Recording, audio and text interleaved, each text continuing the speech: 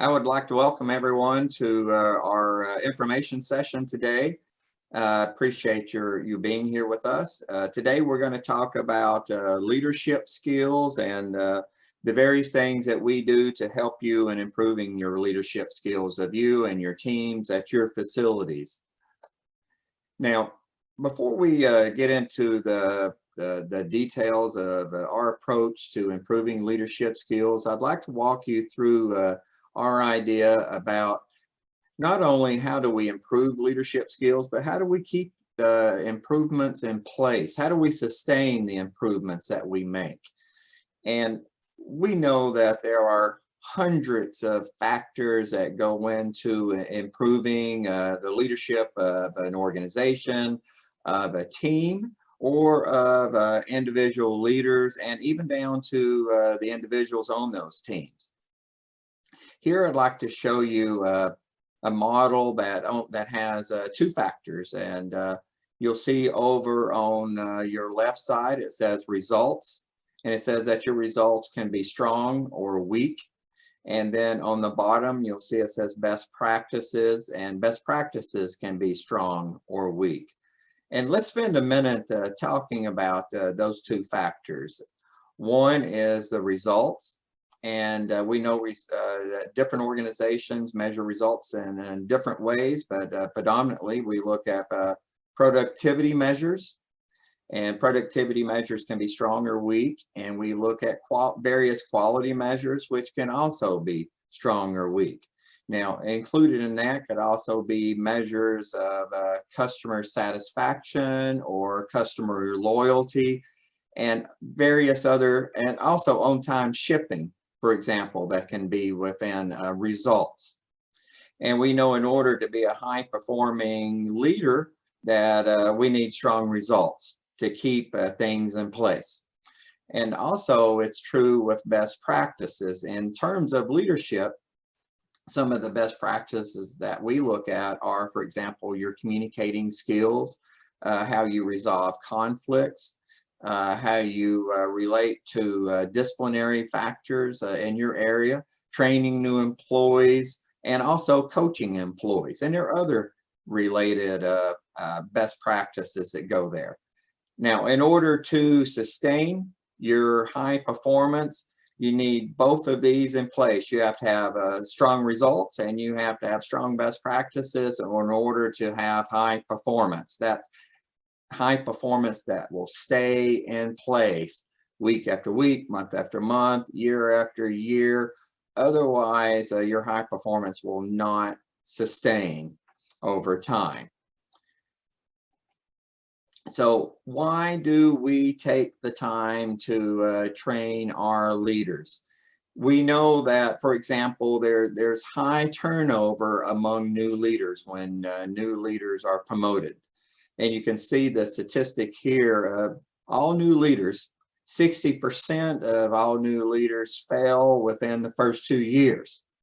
And you know, that's an expensive turnover, because normally the people you promote to be a leader is probably your best performing employees get promoted. And if you lose 60% of them within 2 years, I mean, that's expensive in several ways. But you have to replace that leader, you have to train that new leader, and the cost of that amount to a lot of money over a 2-year period. Nurture future leaders. Here you can see that 47%, almost half of all of the leaders that we promote do not receive any version or any form of leadership skills training. A lot of those leaders just try to copy other leaders that they've worked for in the past, and they receive no training. If you receive no training, you can see it probably contributes to the high turnover that we saw in the retention of leaders. It looks like a great job, and they take on that job, they don't receive the training they need, they fail, and they leave. Number 3, if you train your leaders, it increases your employee engagement. It improves the morale of your teams, and it also reduces staff turnover. And you can see that one of the major reasons why people leave their jobs, essentially the top reason comes down to the person they work for. And essentially an untrained leader doesn't have the skills they need. And I saw a research project once where people talked about why do members of the teams leave their jobs? And the number one reason is that their leader is a jerk, and that's why they leave. And we talk about turnover here again for your employees, and it's similar to the turnover we talked about for leaders. I mean, there's the costs can go up. It includes the time you spend in recruiting new employees, hours you spend training new employees, and somebody has to train that new employee.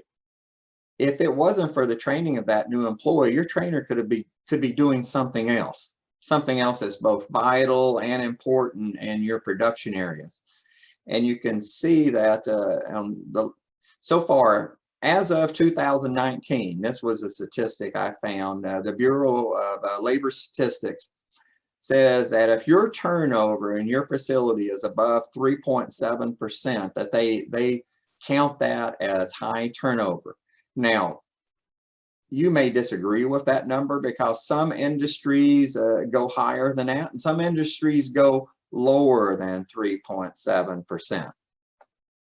Quality is also impacted by your leadership development. You know, there's a strong belief that if your team produces high quality services and products, it's probably related to the quality of the leadership they receive from their supervisor and from their managers.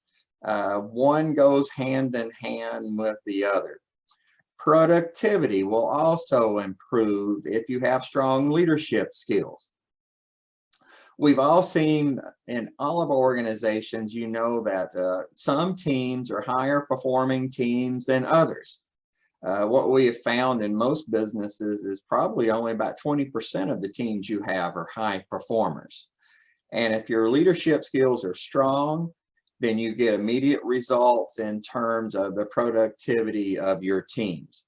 So these are just 5 of the reasons that to consider to take a leadership development course. There are others, but these are probably some of the strongest ones that we see today. So we would like to address leadership skills in your business. Once again, we know strong teams start with strong leaders. You cannot have one without the other. And the approach that we use for leadership development has a strong focus on improving skills. We don't do lectures. We focus more on practical skills. We encourage supervisors in every class they attend to take skills back out on the floor with them.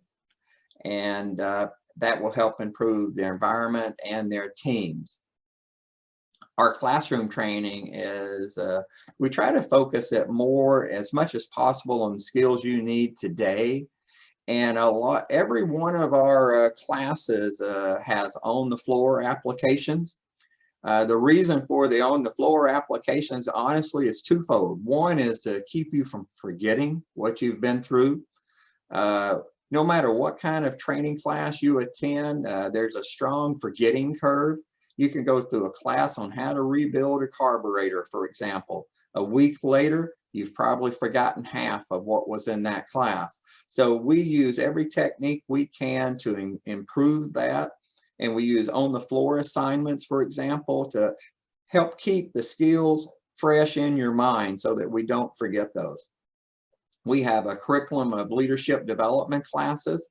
Most of these classes are 4 hours in length. However, we do have a couple of classes that are 8 hours, but probably 80% of our classes are half days and 20% of our classes are full day classes. And I'll show you some of those classes in a minute. This is a listing of our essential skills classes that we take people through. These classes are all half-day classes, 4 hours long. And let me quickly walk you through what we cover in these classes. The first one is essential skills of leadership. That particular class looks at factors such as we talk to the participants about we want to focus on behaviors instead of attitudes when we go through all of these classes. And we spend time focusing on how do we keep that on the behaviors. For some reason, intuitively, we tend to talk a lot about attitudes. And I tell you, at least the behavior is something you and I can see. We can agree on what we see, but if we talk about an attitude, it's nearly impossible for us to change an attitude. We have a second class on communicating skills. The communicating skills class looks at things such as how do we listen to each other? If you're talking to another person, how do you know they're even listening to you or paying attention to what you're saying? Or are they multitasking when they're talking to you? We also talk about nonverbal behaviors. For example, if you and I are having a conversation, you speak, I speak, and we talk back and forth, what percent of the message or of our communication, what percent of that conversation is based on the words we're using? And what percent of that communication is based on your nonverbal behaviors? Nonverbal behaviors being things such as my facial expressions, the tone of my voice, how quickly do I speak? And you know, a lot of us would guess the words. It might be the most important piece, but that's not true. The largest part of that communication is going to be our nonverbal communications, which accounts for nearly 2/3 of the message.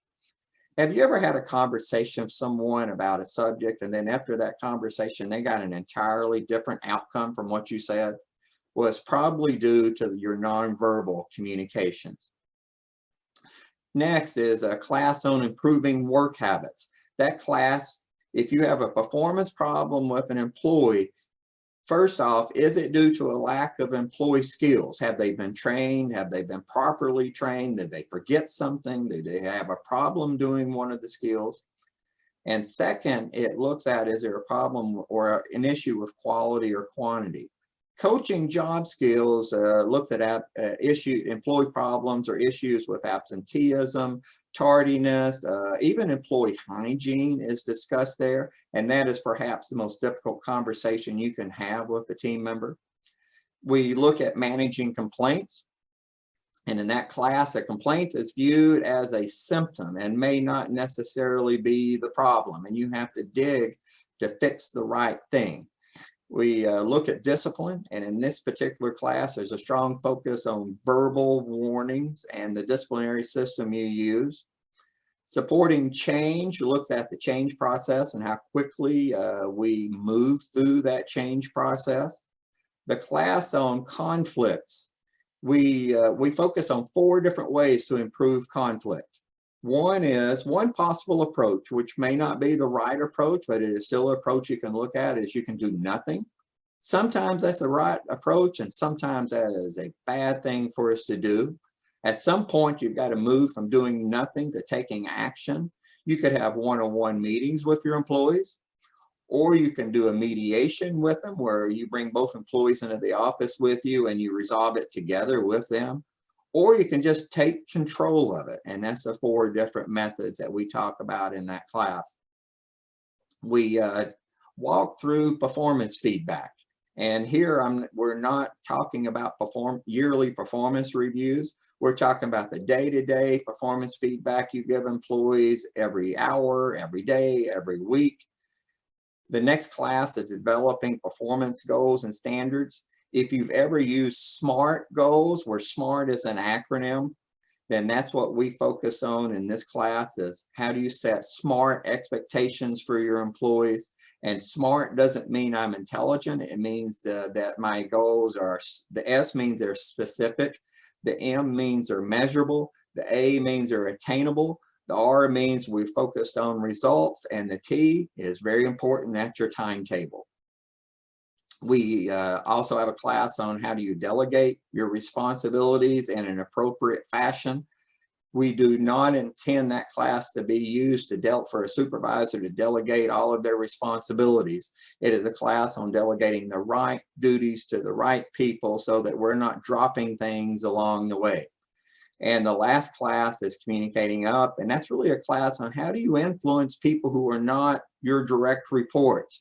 How do I influence my manager, for example? How do I impact or influence other managers who are critical to my success? So that's our essential skills that we offer. Now, here you will see on the left side, there are 2 classes on talent management. Both of these classes are all day. They're full 8-hour classes. The first class is, turnover is an issue in most organizations today. How do we maintain and keep our employees? What kind of strategies can we put in place? What kind of plans can we put in place to reduce our turnover and retain our employees? And the second one is a class on how do we hire the best employees? And there's a strong focus on how do we focus on the most recent things people have done how do we take recent behavior, predict their future behaviors? And it's just a hiring technique that we go through to teach people how to interview and what kind of questions should you ask in order to find the highest performing employees. Over on the right side, it says that's our team development group. There are 2 classes. One focuses on how do we motivate our employees? What are some of what things are some of the strongest motivators we can use with employees? And the last is how do we develop and coach the members of our teams? This is a listing of customers I have worked with over the past couple of years.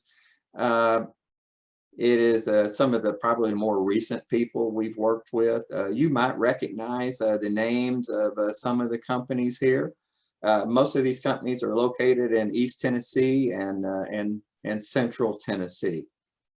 I've enjoyed working with these organizations as time has gone by. Now that concludes my presentation. I would encourage you that if you have any questions, to please turn to the University of Tennessee CIS solution consultants for any questions you might have. And I'd also be happy to work with you and answer any questions. Great. Hey, Rick, we've got one question coming from the chat, and it's asking if you could provide more clarity about how the different curricula/learning paths work together. These classes build upon each other. And the intention is, let me back up. I'm going to back up a couple of slides. On this slide right here, over on the left, the first class is sort of prerequisite for the other classes. And the idea is, the point I want to make, the things we discuss and the skills we practice in that class are used in all the other remaining classes. These classes are designed to work together. Now, does that mean you have to go through all 12 classes? No, you can go through whatever you think suits your needs, but these classes are designed to work together. Okay, great. I've got one more. How do you suggest determining the target audience for each course? For example, DISC, 360-degree appraisal, etc. It should be based on the needs of your business. Part of that could be based on the impressions of your management team, what your management team thinks you need. And we can also work with you to help you to figure out what your training needs are. Okay, great. And I've got one more, which says, which course seems to be the most well received by the audience? Oh, that is a great question. I would like to say all of them, but it's very hard to say all. But the participants seem to enjoy every single class that they go through, regardless of the title. And now I can tell you that my preferences, I love the first 2 classes, the essential skills of leadership that you see on the left in this slide, and the essential skills of communicating, because they set the tone for everything else that we go through. If you have issues with communicating with your employees, you're going to have a lot of problems getting any of these other skills accomplished. So it's the bedrock, it's the thing that we build on. They really are essential skills. And that's why we start there. Well, absolutely. Thank you so much. I believe that does it for our questions. Are there any other questions that we might have before we wrap up today? Nope. I think that'll do it. Thank you so much, Rick, for your time. And we will go ahead and call this a wrap.